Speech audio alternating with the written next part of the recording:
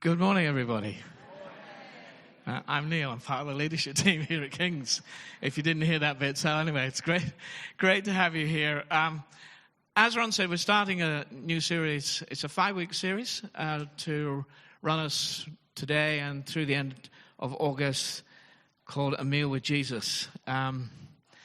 Luke's gospel has many occasions of meals with Jesus. In fact, one writer actually concludes that Jesus is either going to a meal, at a meal, or coming from a meal. So and another writer says there's so many references, not just to meals, but food in Luke's gospel. So I guess he's a bit of a foodie. Anyway, so we're going to begin at Luke chapter 5:27. So dive in there. If you have that would be very helpful. Luke 5:27. After this, Jesus went out and saw a tax collector by the name of Levi sitting at his tax booth. "Follow me," Jesus said to him. And Levi got up, left everything, and followed him. Then Levi had a great banquet for Jesus at his house, and a large crowd of tax collectors and others were eating with them. But the Pharisees and the teachers of the law who belonged to their sect complained to his disciples, "Why do you eat and drink with tax collectors and sinners?" Jesus answered them, "It's not the healthy who need a doctor, but the sick. I'm not come to call the righteous, but sinners to repentance." These meals that Jesus has, they don't go on in a corner. This is not unnoticed. Meals, would be quite public, to be honest. And because of them, Jesus offends the deeply religious people of the day, which would be known as the Pharisees. On one occasion, in response to the Pharisees, Jesus says this, the Son of Man came eating and drinking, and you say, "Look at him, a glutton and a drunkard, a friend of tax collectors and sinners." You'll find if you go to Luke's gospel, in Luke 15, just prior to Jesus talking about the lost sheep, the lost coin, the lost son, Luke writes this, he says, "Now the tax collectors and sinners were all gathering around to hear him. But the Pharisees and the teachers of the law muttered, 'This man welcomes sinners and eats with them.'" So meals in Jesus' day were just loaded with significance. So please don't underestimate this. Meals were loaded with significance in Jesus' day. And Mediterranean food, do you know, it has a rich history. It has a rich history. Des and I were out there recently, and we were in Cyprus with Des's sister and her husband. Des's sister's husband called Jeff, and they couldn't wait to take us to this restaurant. And if the picture would just come up now, you'll see. If you don't like fish, turn away, if that's not good for you. But this is a platter and a half. Well, yes, he is a happy man. Jeff is a very happy man with this in front of him. He likes this restaurant. And I have to admit, I did too. Great restaurant. And that, by the way, is a platter for 4. But you can't see all the other food that's around the table either. This is Mediterranean food. In first century Mediterranean, table fellowship, was a rich symbolism of friendship and intimacy and unity. That's what it was about. To be at the table meant you belonged. The problem here, in this meal, the problem was not the party. The problem was the guest list. That was the problem. The Jews knew how to celebrate. They knew how to celebrate. Don't get me wrong. They could celebrate. They could feast. They could probably do this better than you and I. They really knew how to do it. But the important matter was not what was on the table, but who was round the table. That was the key question. Not on the table, who's round the table. So this is the issue of this meal. And Jesus, he just messed up the system. He messed up the social strata time and time and time again.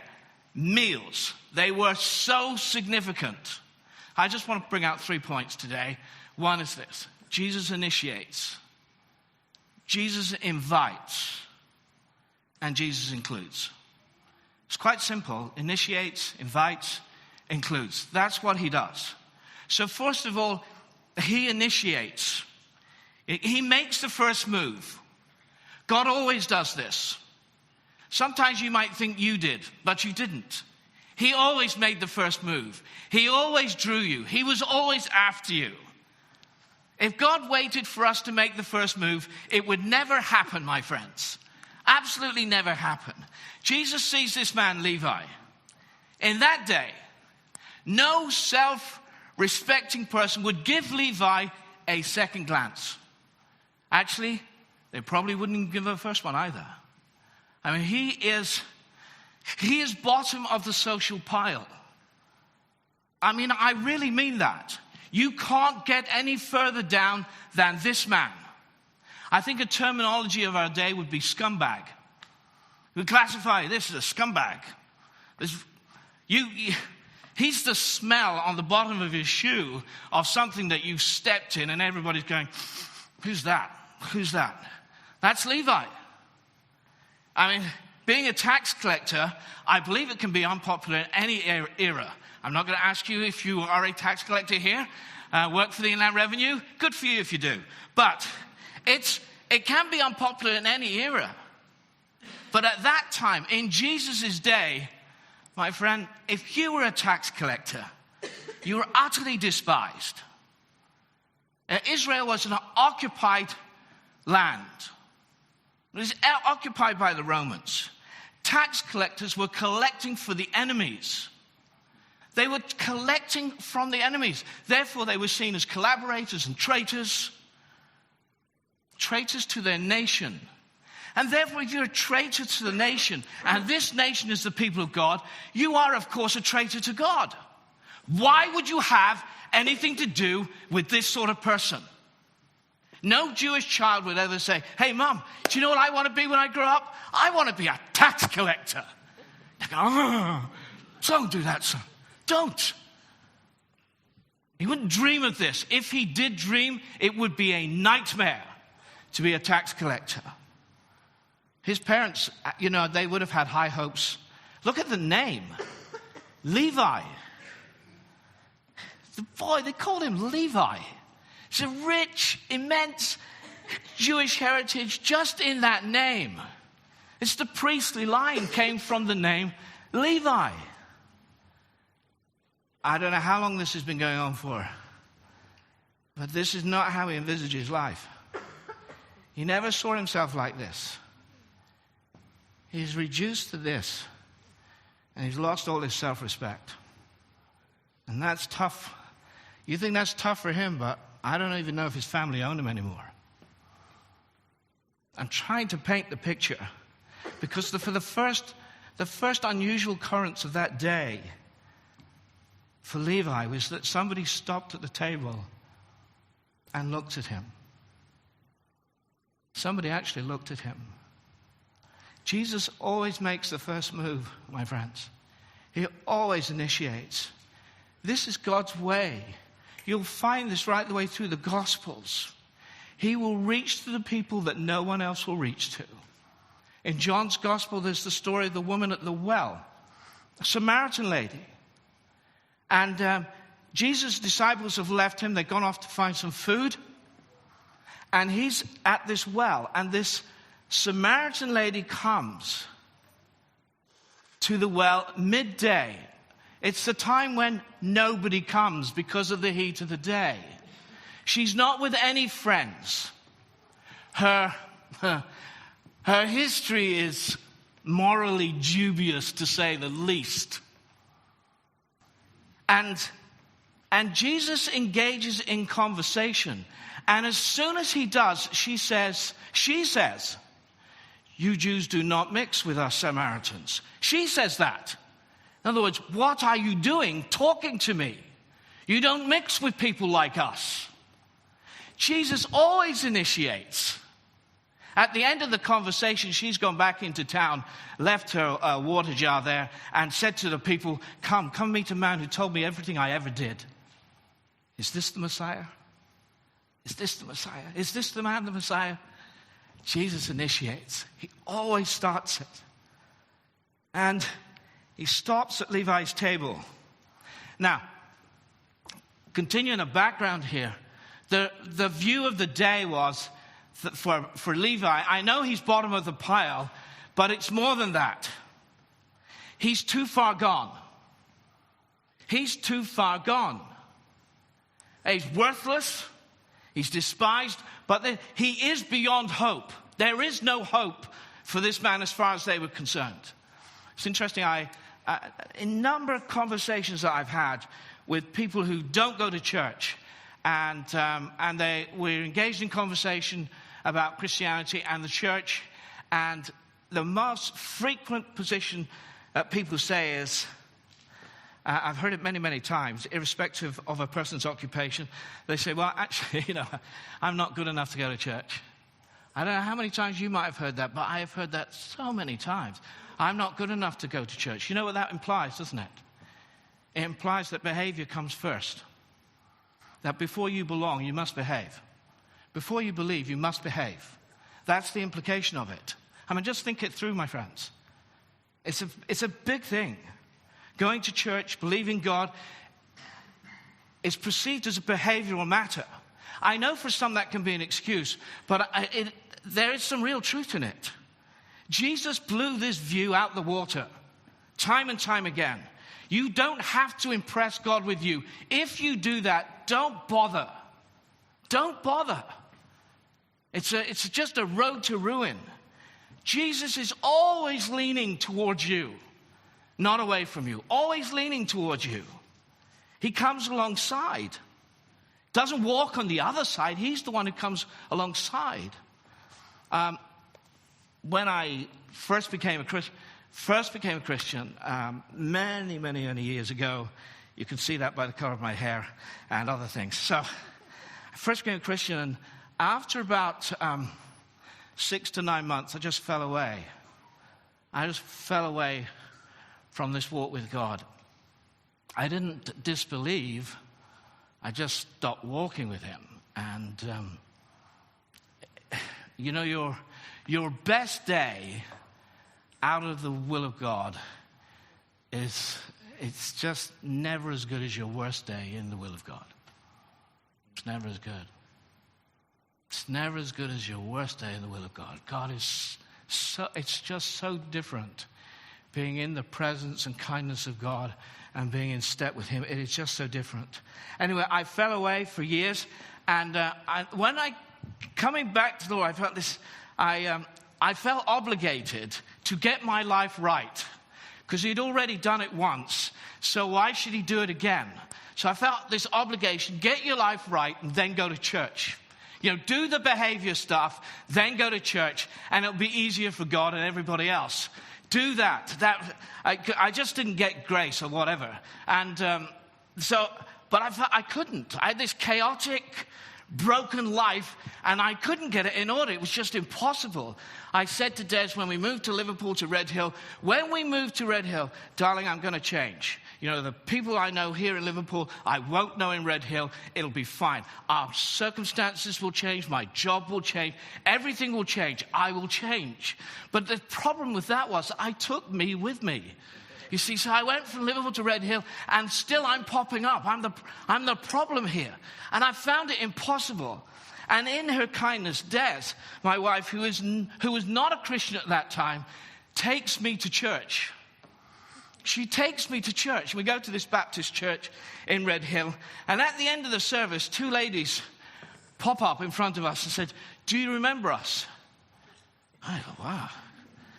I did. I did all those miles away. They had been at the Christian Union at the college that we were at. And they remembered me. And they said, "We have never stopped praying for you." And even now, I just moved by their kindness and the fact that they never stopped praying for me all that time. You know what? Jesus is always leaning towards you, never away from you. It doesn't matter where you've been or whatever you've done. I don't know where you've been. I don't know what you've done, but he is always leaning towards you. It's just the grace of God. We were amazed.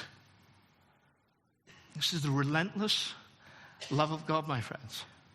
It's utterly reckless in his pursuit of you.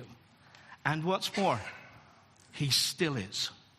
Please get that. He still is.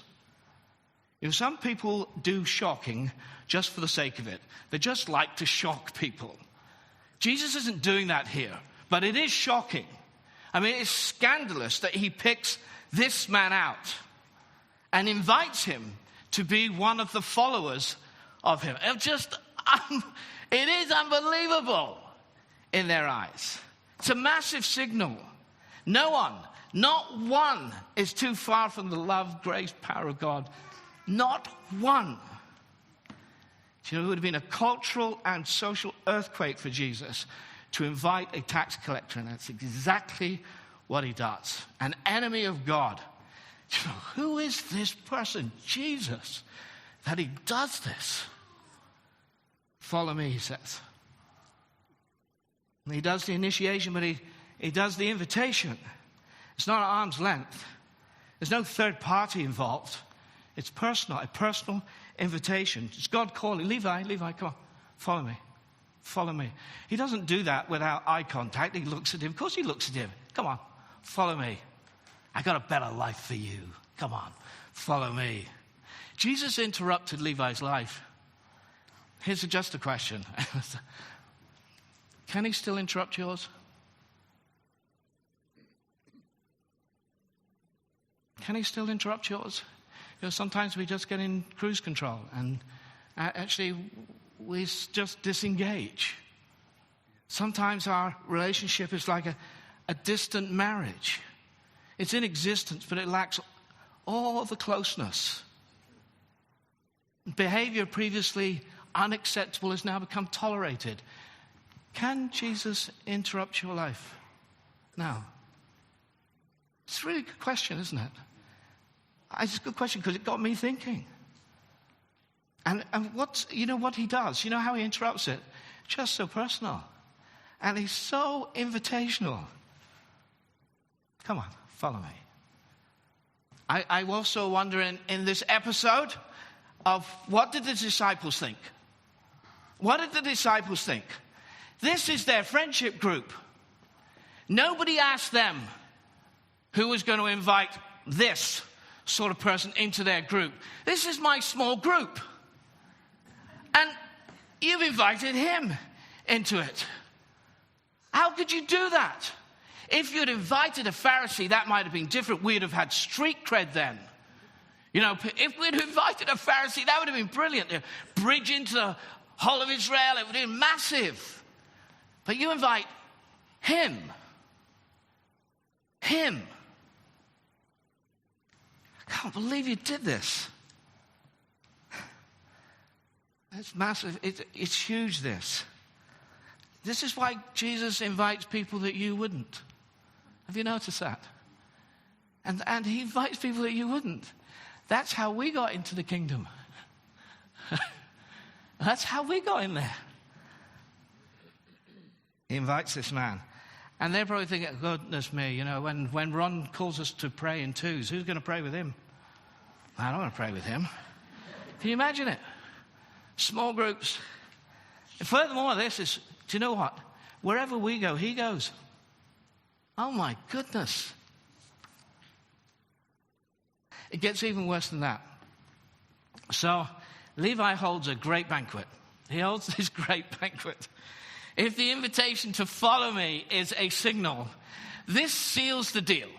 This absolutely does it. Remember, it's not what's on the table that matters. It's who's round the table. The central question in Jesus' day is, with whom can I eat? With whom can I eat? Who is acceptable? Who is acceptable and okay in my strata to eat with? That's the central question. It spoke of acceptance, fellowship, friendship, belonging. And verse 29, look at verse 29. It goes, then Levi held a great banquet for Jesus at his house, and a large crowd, just notice that, can you? A large crowd of tax collectors and others were eating with them. This is Levi's crowd. The Pharisees complain that Jesus was eating and drinking with tax collectors, and notice the word sinners. That's what they say. But Luke has been refreshed in his thinking and talks about tax collectors and others. That's a gracious way of putting it, isn't it? But they say sinners. They're the bottom of the pile people. Not that bottom, but there. They're excluded. They're the excommunicated ones. They're not allowed in synagogues. They're barred from them. They're the unwanted, the unwashed of the day. Do you know, it's said that at the temple, the closest a Jewish tax collector could get would be in the courts of the Gentiles. In other words, you do not belong. You are not wanted. It's just another public sign you didn't belong. Every part of social life made the signal they did not belong. They were off limits. I don't know how you think that feels. I don't think that feels. It's just to be treated like that. It's not day after day or week after week. I mean, this is it. It's set in stone. There is no way back. That's it. You're done. This is the rest of your life. And then I heard about some African pastors who were caught up in the civil war in Congo, and they were dreadfully tortured. Beatings, starvation, electrocution of their genitals, mutilation. And they said that the deeper wounds were relational. Torture sent the message that they were worthless, repulsive, utter filth. They found God's presence was with them there, right there in their dark times. His powerful presence helped them heal deep, deep, deep relational wounds. Wounds that went way beyond the physical ones. You know, you can suffer greatly without physical pain. You can know great betrayal. You can know utter abandonment and loss. It runs incredibly deep. How deep do you think this stuff went with Levi and these people? How deep? And then, he's had history, he's had years of this. And then, he invites Jesus to the table. It's great. It's just amazing. Jesus comes to his table. What I find interesting about this is that, all the religious leaders and teachers of the law all came to see Jesus. And some of them invited him for a meal at their place. Ron will talk about that next week, I believe. And he comes and sits where they have never sat. And they never would sit. And he sits around this table. A large crowd. Boy, is this public. And the message of this meal is really interesting here. Jesus doesn't invite Levi back to, Jesus and his disciples don't invite Levi back to have a meal with them and separate them. Levi is so overwhelmed with the love and grace of God that he does everything that is natural to him. Come and have some food with me and my mates. And boy, does he have mates. He has mates. I mean, this you'll find, look, running through the Gospels, this is their problem. Who Jesus is eating with. Time and again. Massive implications. Jesus said the Son of Man came not to be served, but to serve. Purpose. Jesus said the Son of Man came to seek and to save the lost. purpose. Jesus said, the Son of Man has come eating and drinking. Method. What a way to do this. This is the basic level, right, where everybody's at. Everybody does the eating. Everybody does the drinking. Does he come with an army of angels? No. Does he come in a blaze of glory? No. How does he come? Eating and drinking. It's the simplicity of it all. It's right where everybody's at. There's a revolution here going on around the table. Doing lunch was doing theology. Who was at the table spoke volumes. My friends, Jesus is more into rescue than he is into religion. So he initiates, he invites, he includes. So finally he includes tax collectors and sinners. You know, all the excluded are now included. I like that. So anyone here, are you thinking, do you know what? I'm just too far from the grace of God? Wrong. If you ever thought that, wrong. You can't be. This is what all the excluded are included. Don't you go excluding yourself. Jesus hasn't done that. All the excluded are included, and they come as they are. He's not expecting us to come any other way. Levi invites all his friends. He doesn't have any others. This is it. Jesus is at home with these people. He's like a magnet for lost people. Just love it. I love the way Jesus does this. Jesus comes for losers, people on the margins, those who've made a mess of their lives, ordinary people. You know, that's why our mission is to see ordinary people changed by Jesus, change the world. How does he do it? Do you know, it's eating and drinking.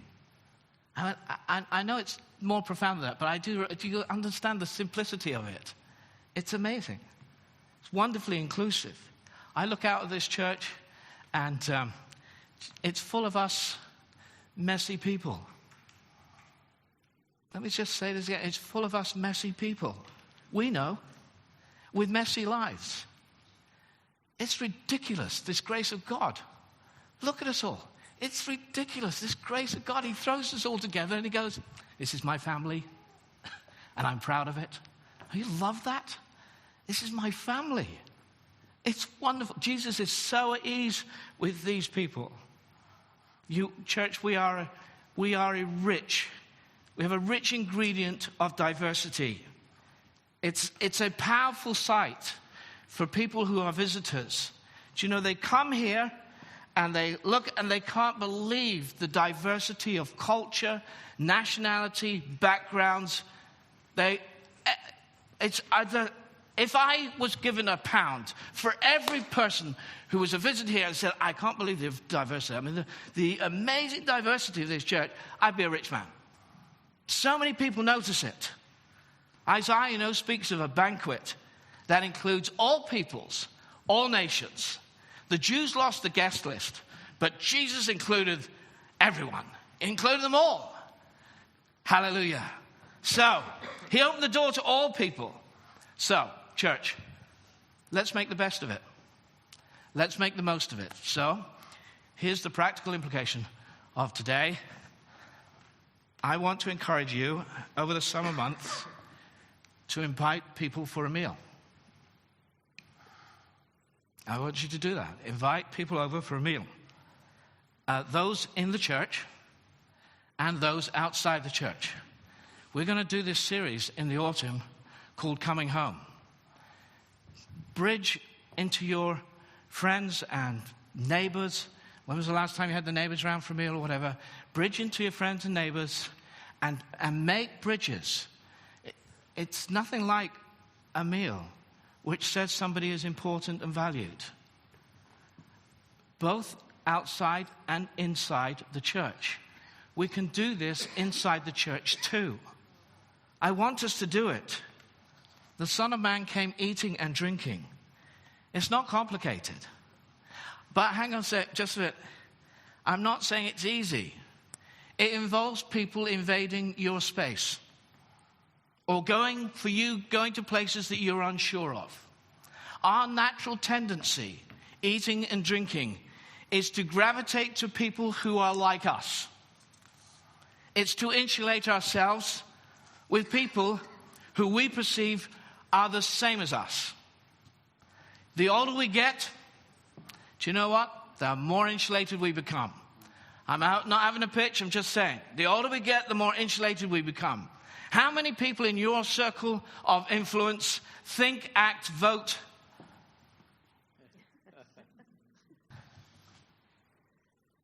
and are culturally different from you? Who's the Levi in your circle of influence? Just a question. Eating and drinking. It's not complicated. It's not always easy. Do I take my shoes off? Do I keep them on?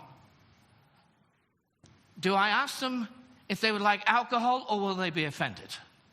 How do I do this? Do they do a 3-course meal?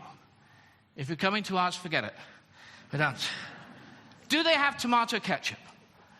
Listen, I know somebody who had tomato ketchup every meal. Every meal had tomato ketchup. My goodness, every meal, tomato ketchup. Can you make sure you have tomato ketchup? You might have him. So I'm not saying it's easy, but it's good. And it's hospitality. And we should be doing that inside, outside the church. We haven't got small groups for a couple of months. You may be doing them informally. All I'm saying is take the moment. Let's invite people around. You may not do a meal. We'll invite people around for drinks and snacks, whatever it is. But let's invite people. Let me leave you with this question. Who's coming to your table? Who's coming to your table? Bless you. Thank you very much. God bless.